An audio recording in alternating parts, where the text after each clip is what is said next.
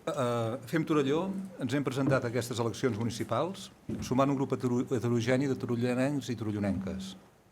Aprofito ara per agrair el seu suport i la feina feta. Ens hem implicat en aquest projecte per dos motius bàsics. El primer, l'objectiu, per l'estima del nostre poble i per les ganes de poder ajudar i contribuir a un Torelló de progrés, cohesionat, orgullós i just socialment. I el segon motiu és la fórmula. I la fórmula ha set fer-ho com un grup totalment sobirà a les nostres decisions sense dependències. La nostra única raó de ser és aprofitar l'oportunitat que ens ofereix la democràcia per fer política municipal i proposar, defensar i, a la mesura que puguem, materialitzar les nostres propostes. Comparant el resultat d'aquestes eleccions amb les del 2011, s'ha ampliat la diferència entre el partit més votat i el segon. Qui ha estat més a prop de la majoria absoluta i ha reforçat la seva posició ha estat Convergència i Unió i, per tant, hem votat en Santi Vivet, a qui felicitem.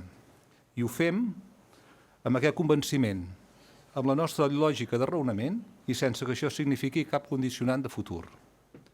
No podem passar per alt, però, que aquesta millora en regidors ha estat per molt poc vots. I a part dels 1.900 votants de Convergència i Unió, n'hi ha gairebé 3.300 que han donat suport a llistes d'esquerres amb representació en aquest consistori.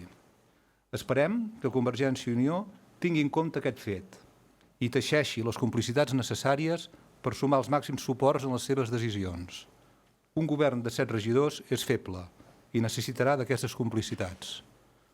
Tal com vàrem manifestar en la campanya electoral, la nostra intenció al presentar-nos era d'incidir, ja sigui des de l'equip de govern o fer una posició en clau positiva, constructiva i crítica.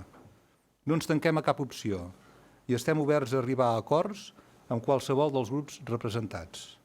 El nostre únic objectiu és poder tirar endavant el màxim de punts del nostre programa i amb aquest objectiu valorarem i escollirem lliurement el que considerem que és millor per Torelló. Moltes gràcies.